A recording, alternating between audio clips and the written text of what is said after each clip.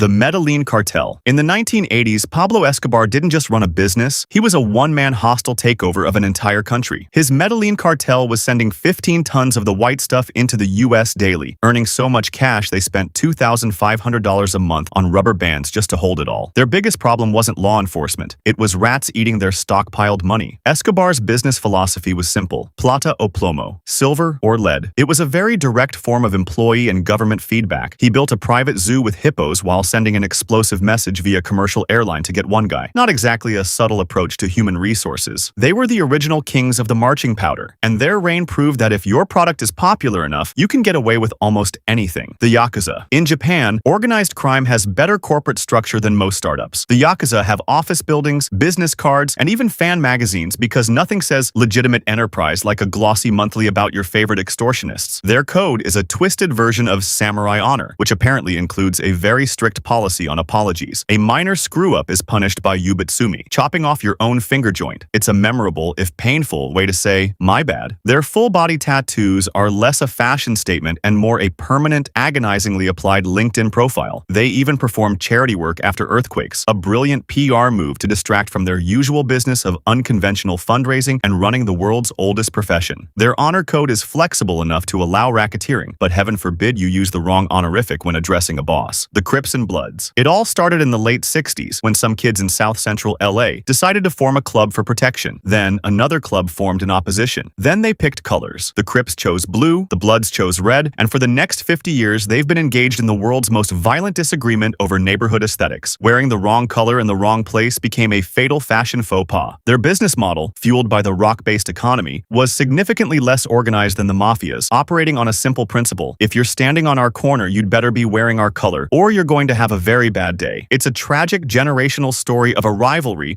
that proves some people will get into a permanent disagreement over a specific shade of primary color. The Sicilian Mafia. This is where it all began. The Sicilian Mafia, or Cosa Nostra, is the original gangster, the OG. They wrote the book on organized crime, and chapter 1 was Omerta, the Code of Silence. It's the ultimate non-disclosure agreement, where the penalty for breaking it is a swift, unscheduled retirement party. Their rigid, hierarchical structure would make any CEO jealous. They are the masters of the long game, preferring the quiet efficiency of a bribe to the messy paperwork of a loud business negotiation. They don't just break the law, they become the law, infiltrating politics and business until they're part of the furniture. They've outlasted governments and empires by being patient. They're the ghosts in the system, the founding fathers of crime who would be deeply disappointed by today's noisy, flashy gangsters. It's about subtlety, people. The Russian Mafia, when the Soviet Union imploded, it was like the world's biggest going out of business sale. And into that power vacuum stepped the Bratva. These weren't just thugs. They were laid-off KGB agents, unemployed athletes, and hardened individuals who suddenly had a lot of free time and a very particular set of skills. For them, organized crime was just a lateral career move. Their intricate prison tattoos are a more permanent and painful version of a resume, detailing everything from their rank to their preferred method of aggressive negotiation. They're famous for their global reach, specializing in high-tech scams and trafficking things that really shouldn't be for sale, using Cold War counterintelligence techniques to run their criminal empire. They are the terrifying result of a fallen state and a surplus of very angry, very well-trained men. MS-13. Mara Salvatrucha, or MS-13, was born in California prisons and exported to Central America via deportation, a truly terrible international exchange program. Their motto is a three-word phrase of pure evil: end, harm, control. They are famous for their almost theatrical harsh business practices and for their face tattoos, which serve as a bold, lifelong commitment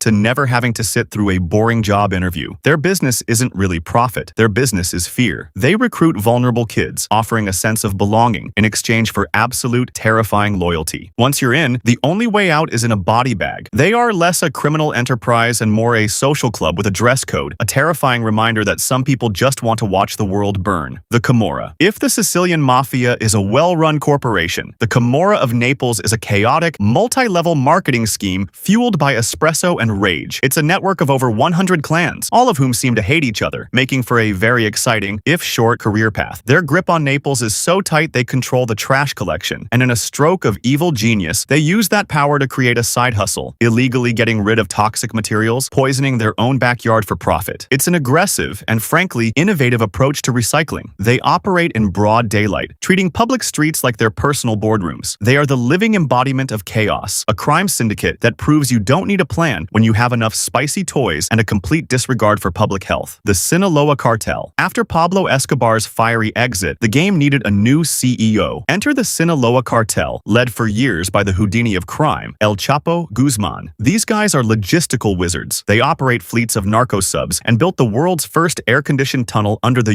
U.S. border, presumably with excellent mood lighting. They function less like a gang and more like a Fortune 500 corporation where the HR department carries spicy sporting rifles. They are the Amazon Prime of party favors, offering next-day delivery of bad decisions on a global scale. El Chapo's frequent prison escapes were just the company's way of showing that even the boss is committed to remote work and has a deep-seated aversion to office life. Their R&D department is second to none. The Albanian Mafia. In Europe's criminal underworld, the Albanian Mafia is the group you call when you want a job done right, and you don't want the person who did it to have a social media presence. Their power comes from BESA, a sacred code of honor that makes them pathologically reliable. They are the underworld's five-star freelance problem solvers. Known for their discipline and merciless efficiency, they are the preferred specialists for other, less motivated mafias who need a problem to quietly disappear. They operate in tight-knit family cells that are nearly impossible to infiltrate, mainly because no one can pronounce their names. Other mobs tell stories about them to scare their kids. They are a silent, deadly force, bound by ancient codes that make them the most terrifyingly professional criminals on the planet. The Irish Mob. In Boston, the Irish Mob ran the show for decades. Their most famous boss was James Whitey Bulger, a man who ruled the city's underworld with an iron fist while also cashing a paycheck as an FBI informant. It was the ultimate work-from-home government gig. He used the feds to systematically eliminate all his competition, which is a brutally efficient business strategy that most MBAs don't learn about in school. The Irish Mob was known for its toughness and its deep community roots, preying on the same people who saw them as local heroes. Bulger's story is a masterclass in networking, proving that the line between law enforcement and organized crime is sometimes just a matter of who is signing the checks and who is pretending not to notice.